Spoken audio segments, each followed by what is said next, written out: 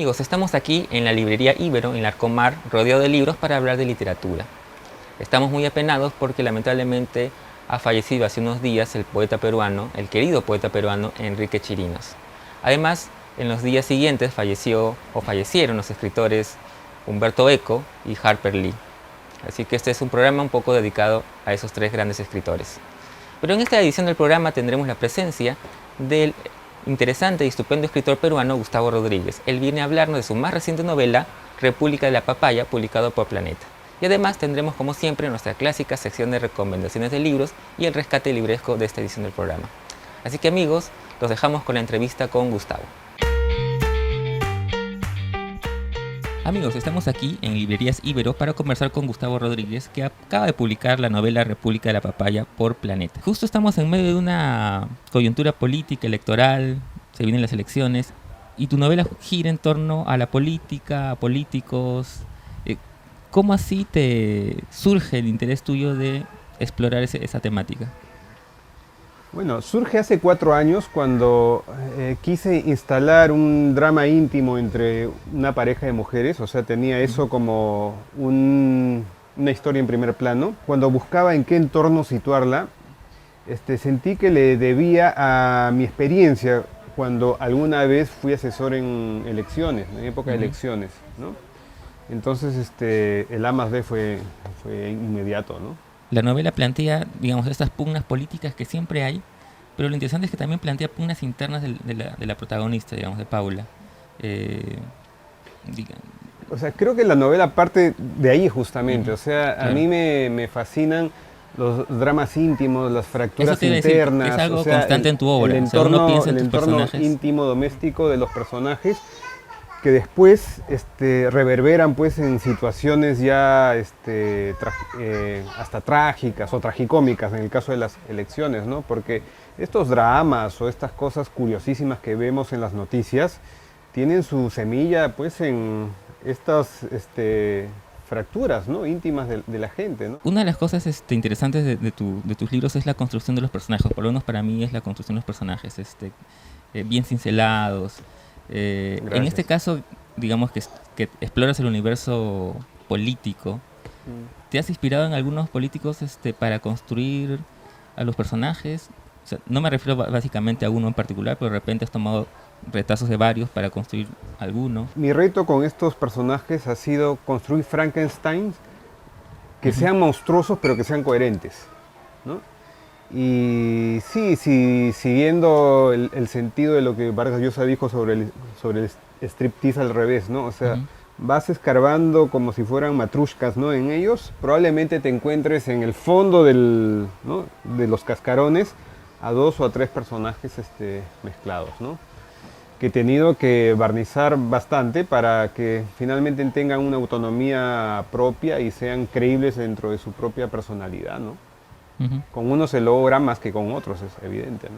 Otra cosa que también siempre me ha llamado la atención en tus libros es la estructura, cómo estructura las novelas y además el ritmo narrativo que consigues, ¿no? Es decir, uno lee la novela y no puede soltarla, siembras dudas que luego vas a responder y el lector se queda enganchado con eso. ¿Tienes un plan previo antes de escribir? Sí, en realidad yo no empiezo a escribir una novela ya en el papel sin antes no he hecho una escaleta amplia donde ya sé más o menos qué va a hacer cada personaje. La acción de los personajes puede ayudar mucho a hablar de su psicología. O sea, a veces no es tan necesario, o sea, ser descriptivo es bueno, obviamente, pero a veces la acción también puede ayudar a describir, ¿no? Claro, digamos que no hay que anunciarlo, pero sí sugerir cómo es un personaje a través de las sus acciones pueden sugerir mucho de una persona, ¿no? Al tratarse de una novela sobre la política, los políticos, me imagino que en algún momento algunos políticos se pueden sentir, ¿tú crees, retratados en la novela? Probablemente, y de ser así les encantaría. Porque el político busca reconocimiento, reflectores, ¿no? Yo tengo la sensación de que un político ideal obviamente es aquel que busca obtener poder para poder servirle a la colectividad. ¿no? Eso en teoría sería un buen político, ¿no? Claro, lo ideal. Porque ¿no? mientras más poder tengas, más opciones, más oportunidades vas a tener de incidir en tu sociedad, ¿no? El tema es cuando gana más la obtención de espacio, de poder per se, ¿no? Esa es una de las premisas de la novela también. Hasta qué punto los seres humanos somos capaces de cometer cosas delirantes por no perder o el amor que creemos que nos pertenece o el espacio de poder que también creemos que nos pertenece, ¿no? De hecho, uno de los personajes en la novela incluso llega a mezclar ambas nociones diciendo que los políticos sienten los votos como los abrazos esquivos de sus madres, ¿no? O sea, mezclando ambos planos, ¿no? De ahí tanta desilusión cuando, o depresión cuando sientes que la gente Esquiva, no te quiere, ¿no? Claro. O sea, estás mezclando planos ahí, ¿no? Yo creo que una persona muy bien estructurada, que ha tenido amor, cariño desde niño, no tendría por qué ser pues un político demagógico, ¿no? Demagogo. Hablemos un poco de la relación entre Paula y Loreto. ¿Cómo la fuiste armando? Honestamente, yo armé esa relación lesbiana como se arma cualquier relación heterosexual. O sea, yo no quise infundirme en ningún prejuicio a la hora de relatar ese amor. Lo único que me propuse fue que delatara que fuera una relación lesbiana el hecho de ponerle esos nombres, ¿no? Claro. En realidad, era una forma de ir contra el prejuicio, ¿no? Y no quise ser ni sentencioso ni explicativo con por qué dos mujeres pueden amarse y pueden sentir lo mismo que sentiría yo, hombre, con mi novia mujer, ¿no? Eso por un lado. Y también sentía que le debía al tema una nueva revisión después de 10 años, más de 10 años de haber construido un personaje femenino lesbiano, ¿no? En La risa de tu madre hay un personaje que a mí me gustó mucho, Jimena, ¿no? Y sentía que necesitaba volver a explorar ese tipo de personajes. Ya tienes una obra narrativa interesante, importante. ¿Cómo consideras esta novela, ¿no?, dentro de tu corpus literario? En un momento de mi producción empecé a filtrar mis narraciones de una preocupación por la sociedad que nos ha tocado vivir, ¿no? La semana tiene 7 mujeres con respecto al prejuicio racial, ¿no? En una sociedad como la nuestra, con Cocinero en su tinta con respecto a cómo un país puede obsesionarse con ser admirado o ser reconocido, ¿no?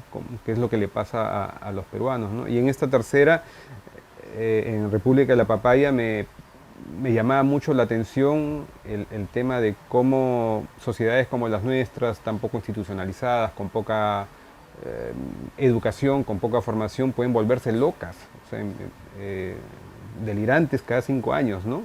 Con elecciones, o con campeonatos de fútbol, por último, ¿no? O sea, cuando hay un estímulo así, ¿no? Poco para terminar, Gustavo, ¿cómo ves el panorama electoral ahora que falta tan poco para las elecciones? Tú como analista. Bueno, estas son las elecciones más desestructuradas que he podido ver, más delirantes, más de piel que de propuestas inspiradoras, ¿no? Solo hay un par de candidatos que te pueden haber dicho un par de cosas coherentes sobre visión de país, pero el resto no. O sea, estas son las elecciones más chifladas que nos ha tocado vivir, la verdad. Ojalá que esto sea, digamos, provoque un corte, ¿no?, drástico para reflexionar qué es lo que tenemos que hacer para no vivir este tipo de sazones. Dicho sea de paso, o sea, como tú lo sabes, ¿no? O sea, los escritores solemos intuir que la realidad puede ser mucho más interesante que la ficción, ¿no? Y eso fue uno de los motivos por los cuales ni se me ocurrió tentar a a predecir cómo sería un proceso político en un país como el nuestro, ¿no? Esta es ficción pura en el caso de las anécdotas que se vuelcan ahí, pero sí se parecen mucho en cuanto a las motivaciones que muestran a los políticos y a los asesores de hoy, ¿no?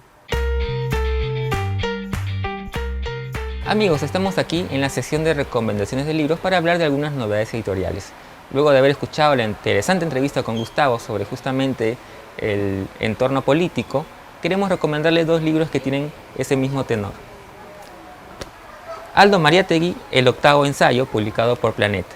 Se trata de una mirada a la Mauta, José Carlos Mariátegui, que quizás es lo más interesante del libro, pero también está la mirada crítica de Aldo sobre la izquierda, ¿no? Una mirada apasionada como la que ya conocemos de Mariátegui respecto a la izquierda. Pero como contraparte, acaba de aparecer publicado el libro de Antonio Zapata, Pensando a la derecha, ¿no? Justamente es un análisis de la derecha peruana a través de la mirada de Antonio Zapata, también publicado por Planeta. Y para los amantes del relato breve, del cuento, pues qué mejor que revisitar al gran Julio Cortázar, ¿no? Se pueden encontrar los cuentos completos en 3 volúmenes, publicado por Punto de Lectura. Y en el rescate libresco de esta semana, como le habíamos comentado desde el inicio del programa, que estamos muy apenados por la partida del entrañable y estupendo poeta peruano Eduardo Chirinos. Por eso queremos recomendar una relectura de uno de sus libros que para mí es uno de los más interesantes de él, que es Escrito en Mizuola, publicado por Pretextos. Es la editorial española que publicaba generalmente la poesía de Eduardo. Así que le recomendamos esta lectura de los interesantes poemas de Eduardo Chirinos. Así que amigos, eso ha sido todo por hoy. No se olviden de escribirnos a nuestro correo electrónico que aparecerá acá, además de agregarnos a nuestro fanpage buscándonos como Jardín de Libros en el Facebook y de suscribirse a nuestro canal en YouTube. Eso es todo amigos, así que nos reencontramos el jueves donde tendremos la presencia del escritor peruano Max Palacios. Nos vemos.